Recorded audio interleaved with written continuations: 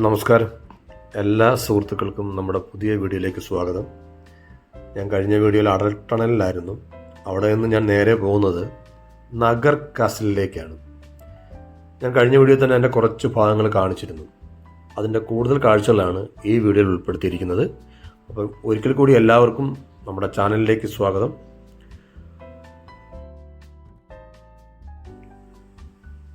നഗർ കാസിലേക്കുള്ള വഴിയിലാണ്.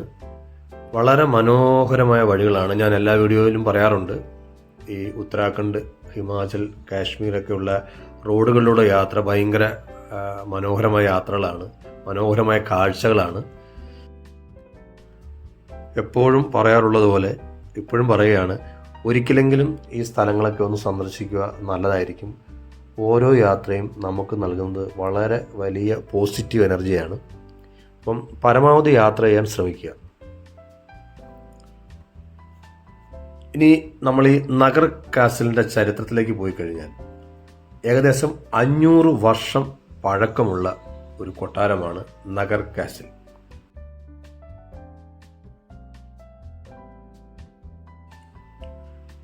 കൊട്ടാരത്തിൻ്റെ പാർക്കിംഗ് ഏരിയയൊക്കെയാണ് ഈ കാണുന്നത്.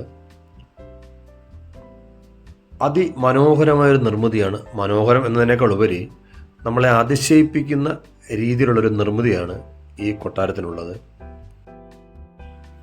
അതിശയിപ്പിക്കുന്ന രീതി എന്ന് പറയാൻ കാരണം, ഇതിൽ സിമൻറ്റോ അന്നത്തെ കാലത്ത് ഉപയോഗിക്കുന്ന സുർക്കി മിശ്രിതമോ ഉപയോഗിച്ചിട്ടേ ഇല്ല ഈ കൊട്ടാരത്തിൽ.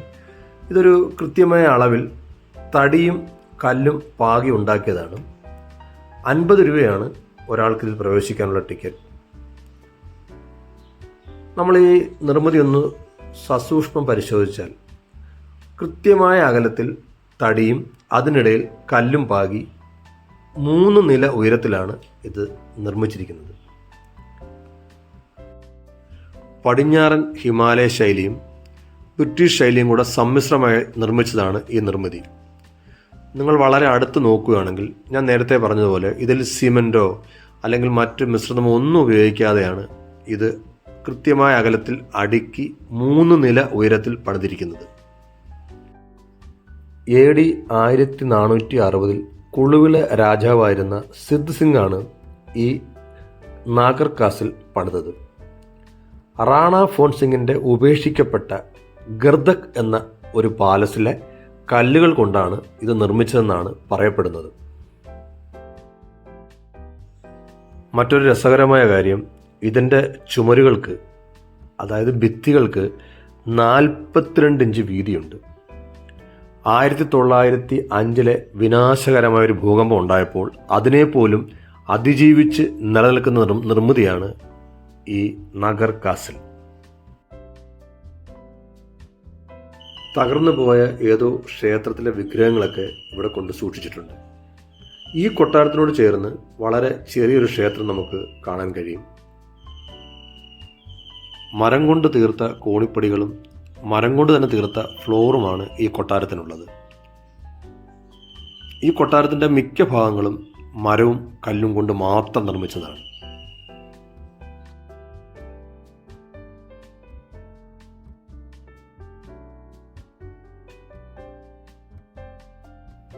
കൊട്ടാരത്തിനുള്ളിൽ ഒരു ചെറിയ മ്യൂസിയമുണ്ട്. രാജഭരണകാലത്ത് അവർ ഉപയോഗിച്ചിരുന്ന ഓരോരോ സാധനങ്ങൾ, സാധാരണ ഒരു മ്യൂസിയത്തിൽ പോകുമ്പോൾ കാണാൻ കഴിയുന്ന സ്ഥിരം കാഴ്ചകൾ തന്നെയാണത്. അവരുപയോഗിച്ചിരുന്ന പാത്രങ്ങൾ, കട്ടിൽ, കസേര, അങ്ങനെയുള്ള കാര്യങ്ങൾ, അതെല്ലാം ഇവിടെ നല്ല ഭംഗിയായി സൂക്ഷിച്ചിട്ടുണ്ട്.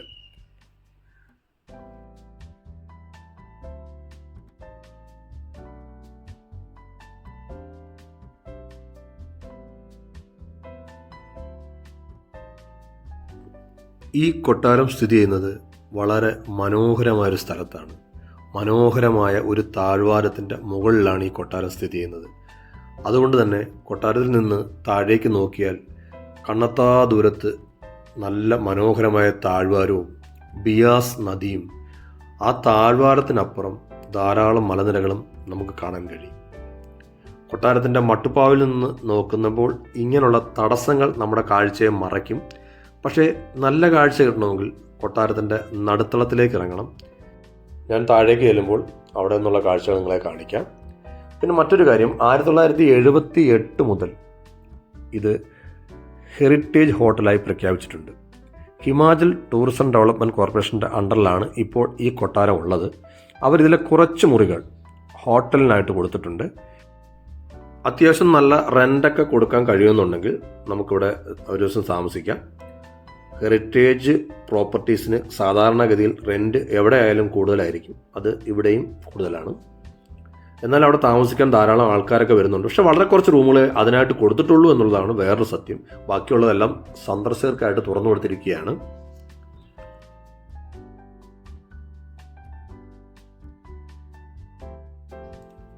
പിന്നീട് എനിക്ക് തോന്നിയ മറ്റൊരു കാര്യം, ഇവിടെ ഈ തടി കൊണ്ട് നിർമ്മിച്ചിരിക്കുന്നതൊക്കെ അത്ര വലിയ ഫിനിഷിംഗ് ഉള്ള വർക്കുകളായിട്ട് എനിക്ക് തോന്നിയില്ല. എല്ലാത്തിനും ഒരു പരുക്കൻ ഭാവമാണ്.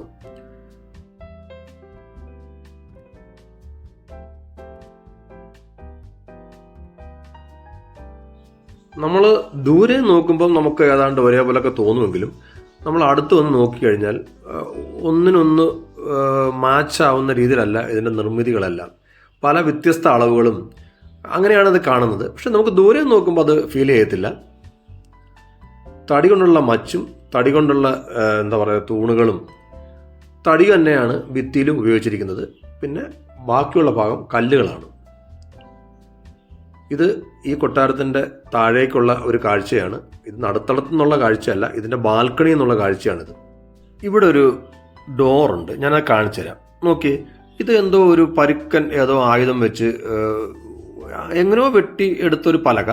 ആ പലകയാണ് ഇതിന് ഡോറായിട്ട് ഇട്ടിരിക്കുന്നത്. അത് അവർ മാറ്റിയിട്ടൊന്നുമില്ല. ആ കൊട്ടാരം പണിതപ്പോഴുള്ള ഡോർ അത് അങ്ങനെ നിലനിർത്തിയിരിക്കുകയാണ്. ആ ഡോറിൻ്റെ കട്ടള നോക്കിയാലും നമുക്ക് ഒട്ടും വൃത്തിയുള്ളതായിട്ട് തോന്നത്തില്ല. എന്തോ ഒരു സാധനം ഒരു വലിയ ഫിനിഷിംഗ് ഒന്നും ഇല്ലാതെ കൃത്യമായ അളവൊന്നും ഇല്ലാതെ ചെയ്തു വെച്ചിരിക്കുന്നു. അതാണ് ഞാൻ പറഞ്ഞത്, അവരെ കൊട്ടാരത്തെ കുറ്റപ്പെടുത്തിയല്ല. പക്ഷെ സാധാരണ പണ്ട് ഉള്ള കാലങ്ങളിലെ കൊട്ടാരങ്ങളൊക്കെ നമ്മൾ സന്ദർശിച്ചു കഴിഞ്ഞാൽ നമുക്ക് അതിശയം വരും. കൃത്യമായ അളവും ഒരു നൂല് പോലും മാറാതെ ഉള്ള രീതിയിലായിരിക്കും അത് ചെയ്തിരിക്കുന്നത്. പക്ഷേ ഇവിടെ അങ്ങനെ അടുത്ത് വന്ന് നോക്കിയാൽ അങ്ങനെ കാണാൻ കഴിയില്ല. നമ്മളിപ്പം കൊട്ടാരത്തിൻ്റെ നടുത്തളത്തിലേക്ക് ഇറങ്ങിയിരിക്കുകയാണ്. വിശാലമായ ഒരു മുറ്റമാണ് നടുത്തളം. രാജഭരണം ഉള്ള കാലത്ത് ഇവിടെ ആയിരുന്നു കൊട്ടാരത്തിലെ കലാപരിപാടികളൊക്കെ നടന്നിരുന്നത്. ഡാൻസും പാട്ടും അങ്ങനെയുള്ള കാര്യങ്ങളൊക്കെ. ഞാൻ നേരത്തെ പറഞ്ഞില്ല, നടുത്തളത്തിൽ നിന്ന് നമ്മൾ വിശാലമായി നോക്കിക്കഴിഞ്ഞാൽ ഏതാണ്ടൊരു 180 ഡിഗ്രിയോളം നമുക്ക് കാണാൻ കഴിയും താഴ്വാരം. അതുമാത്രമല്ല, നമുക്ക് ദൂരെ കുറേ മലകൾ, ഈ ഹിമാലയത്തിൻ്റെ ഭാഗങ്ങളായിട്ടുള്ള കുറേ മലകൾ നമുക്ക് കാണാൻ കഴിയും. രസകരമായ മനോഹരമായ ഒരു കാഴ്ചയാണ്. പക്ഷെ ഇന്ന് കുറച്ച് കാലാവസ്ഥ കുറച്ച് പ്രോബ്ലം ഉണ്ട്, മൂടിക്കെട്ടിയിരിക്കുകയാണ്. പക്ഷെ നല്ല നീലാകാശമൊക്കെ ഉള്ള സമയത്ത് ഇവിടെ വന്ന് കാണുവാണെങ്കിൽ കുറച്ചും കൂടെ കൂടുതൽ, അതായത് കുറച്ചുകൂടെ അകലേക്ക് നമുക്ക് നല്ല കാഴ്ചകൾ കിട്ടും.